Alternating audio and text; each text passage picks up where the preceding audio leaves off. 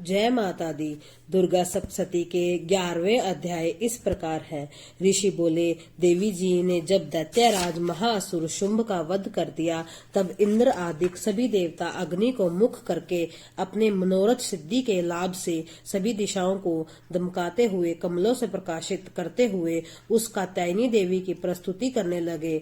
देवता बोले, हे शरणागतों के संकट विराहिणी देवी, हम पर प्रसन्न होइए। हे सारे जगत की माता, हे विश्वेश्वरी, विश्व आप हो। हे देवी, आपने इस सारे जगत को मोहित कर रखा है। पृथ्वी पर आपकी प्रसन्नता से ही मुक्ति का लाभ होता है। हे देवी जी, सभी दिशाओं आपका भेद है। जगत भर की स्त्रियां सब आपकी ही मूर्तियां हैं। हे जगदम्बे, आप अकेली ही सारे जगत को व्याप्त किया हुआ है। आपकी स्तुति क्या हो सकती है? आप तो स्तुति से परे हो एवं प्रावारणी हो, जबकि आप सबको आधार एवं स्वर्ग की मुक्ति एवं देने वाली हो। इसी से आपकी स्तुति होएगी। आपकी स्तुति के लिए अन्य कोई सी उत्तम उक्तियां हो सकती हैं। सारे जनों के हृदय में बुद्धि रूप होकर आप ही स्थित हो। हे देवी, स्वर्ग एवं मोक्ष देने वाली नारायणी, आपको नमस्कार हो। कला काष्ठा आदि रूप से सबकी रक्षा कीजिए। हे देवी, आप ही चर अचर की स्वामिनी हो। आप ही एकमात्र जगत की आधार हो। पृथ्वी स्वरूप से विराज रही हो। देवी जी, आपका पराक्रम उल्लंघन है। आप ही जो जल स्वरूप में स्थिर होकर इस सारे जगत को तृप्त कर रही हो। अंत पराक्रम वाली आप ही वैष्णवी शक्ति हो। विश्व भर पर परम बीज माया को भी स्थानों के क्रम से बदल देने वाली, विश्व के संहार में शक्ति रूप हे नारायणी देवी, आपको नमस्कार हो। हे देवी, आप सभी मंगलों को देने वाली मंगला हो। सभी अर्थों को सिद्ध कराने वाली शिवा हो। शरणागत रक्षक हो। 3 नेत्रों वाली हो। हे गौरी नारायणी, आपको नमस्कार हो। आप ही दृष्टि, स्थिति एवं संहार करने में सनातनी शक्ति स्वरूप हो। आप गुणमयी और गुणों का आधार हो। हे नारायणी देवी, आपको नमस्कार हो। शरण में आए हुए दीन दुखियों की रक्षा करने में संगलन, सबके संकट निवारण करने वाली नारायणी देवी, आपको नमस्कार हो। हंसों से जुटे हुए विमान पर विराजमान ब्राह्मणी के रूप को धारण करने वाली, कुश मिश्रित जल छिड़कने वाली नारायणी देवी, आपको नमस्कार हो। महेश्वरी के रूप में त्रिशूल, चंद्रमा और सर्पों को आधार करने वाली, महावृषभ पर बैठने वाली नारायणी, आपको नमस्कार हो। मोर तथा मुर्गों से आवृत महाशक्ति को धारण करने वाली, महापाप रहित कुमारी रूप में स्थित है माँ नारायणी, आपको नमस्कार हो। शंख, चक्र, गदा और षाड इन उत्तम अस्त्रों को धारण करने वाली वैष्णवी शक्ति रूप प्रसन्न हो जाओ। हे नारायणी, आपको नमस्कार हो। हाथ में भयंकर चक्र धारण किए, दाढ़ों पर पृथ्वी उठाए हुए वारा रूप धारणी शिवे नारायणी, आपको नमस्कार हो। भयंकर सिंह का रूप धारण करके दैत्यों का वध करने वाली उद्यमी शीले, त्रिलोकी की रक्षा करने में प्राणम नारायणी, आपको नमस्कार हो। 1000 उज्जवल नेत्र धारण करने वाली, किरीट धारणी, महावज्र धारणी, वृत्तासुर के प्राण हरने वाली इंद्री शक्ति नारायणी, आपको नमस्कार हो। शिवदूती के स्वरूप से दैत्यों में बड़ी सेना का नाश करने वाली, महानाद करने वाली, भयंकर रूप वाली नारायणी, आपको नमस्कार हो।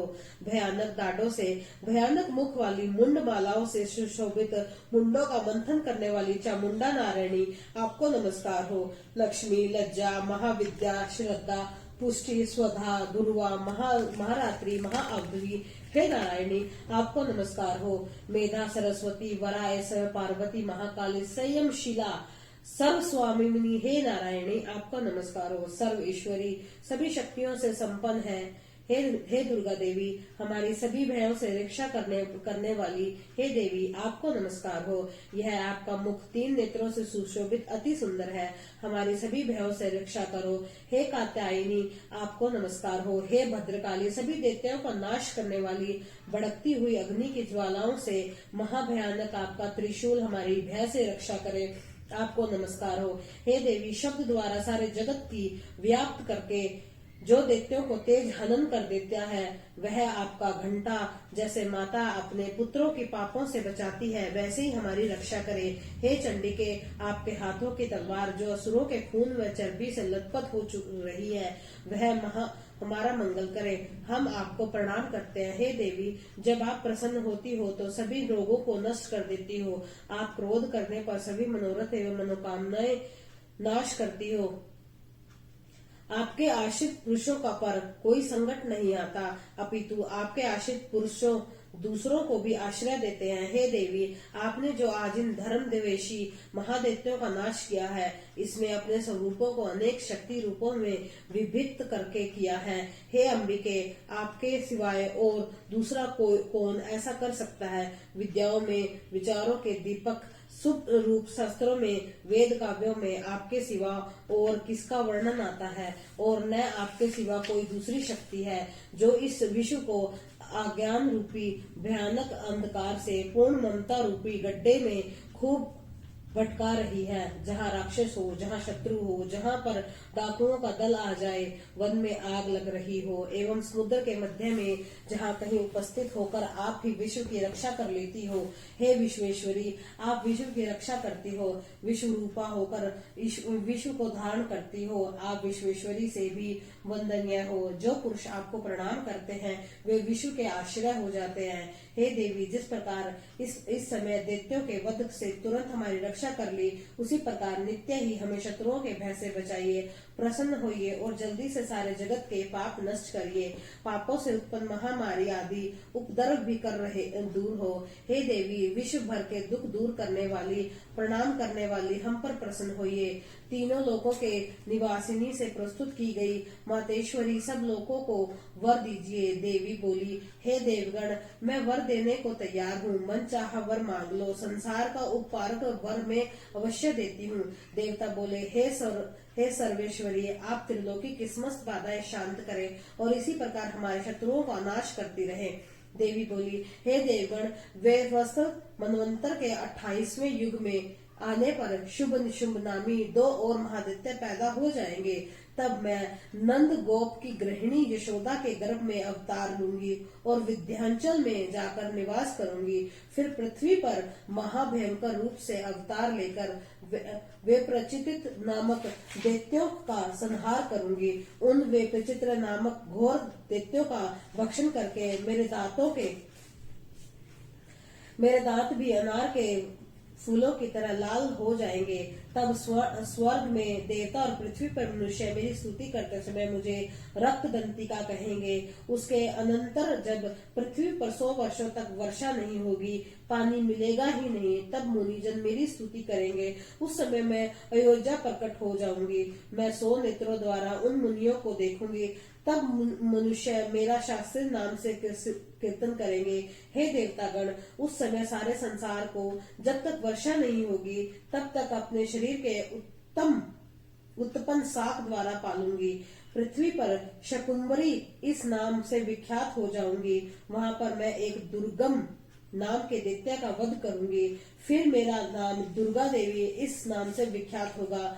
फिर जब मैं भयानक रूप धारण करके हिमालय के पर रहने वाले राक्षसों का मुनियों की रक्षा के लिए भक्षण करूंगी, उस समय सभी मुनि भक्ति भाव से विनम्र होकर मेरी स्तुति करेंगे।